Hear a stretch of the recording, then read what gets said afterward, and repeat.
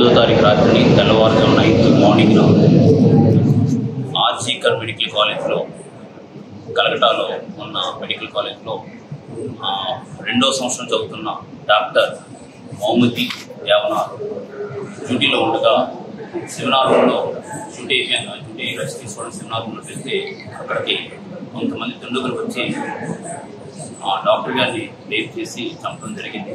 ఇది మొత్తం భారతదేశంలో వైద్యులందరినీ చాలా చాలా విస్మయం చెందాం, చాలా కలత చెందాం. చాలా అత్యంత దారుణమైన సంఘటన ఇది, చాలా బాధాకరమైన సంఘటన.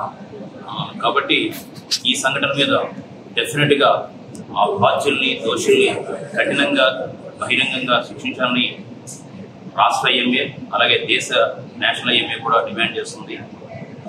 అదేవిధంగా మా ఐఎంఏ కూడా హాస్పిటల్స్ని సేఫ్ జోన్స్ అంటే సెక్యూరిటీ ప్రొవిజన్ ఉంటే ఎమర్జెన్సీస్ని కానీ ఇవన్నీ చాలా చక్కగా అంటే స్వేచ్ఛ వాతావరణం కల్పించమని డిమాండ్ చేస్తుంది. అలాగే దేశవ్యాప్తంగా కూడా ఈ యాక్ట్ని డాక్టర్స్ మీద కానీ హాస్పిటల్స్ మీద కానీ ఎవరైనా వైలెన్స్ దిగితే కఠిన శిక్షలు ఒక యాక్ట్ని సెంట్రల్ యాక్ట్ని డిమాండ్ చేస్తున్నాం. అదేవిధంగా మన రాష్ట్రంలో కూడా సీఎం నారా చంద్రబాబు నాయుడు గారిని, పవన్ కళ్యాణ్ గారిని, పురంధేశ్వరి గారిని కూడా సత్యకుమార్ యాదవ్ హస్బెండ్ రిక్వెస్ట్ చేస్తున్నాం. మనకి యాక్ట్ నెంబర్ 11 2008 ఉంది, బట్ దాంట్లో కొంత మోడిఫై చేసి పోలీస్ మాన్యువల్ తీసుకొస్తే డెఫినెట్గా వైద్యులందరూ కూడా ఈ స్వేచ్ఛాయుత వాతావరణంలో ప్రాక్టీస్ చేసుకునే అవకాశం ఉంటుంది.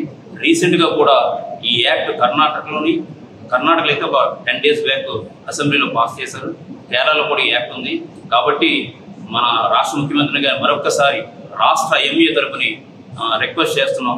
ఈ యాక్ట్ నెంబర్ 11 2008 మోడిఫై చేయమని మేము పత్రికా ప్రింట్ మీడియా ద్వారా రిక్వెస్ట్ చేస్తున్నాం.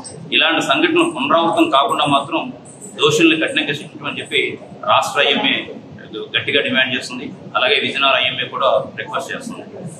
Thank you.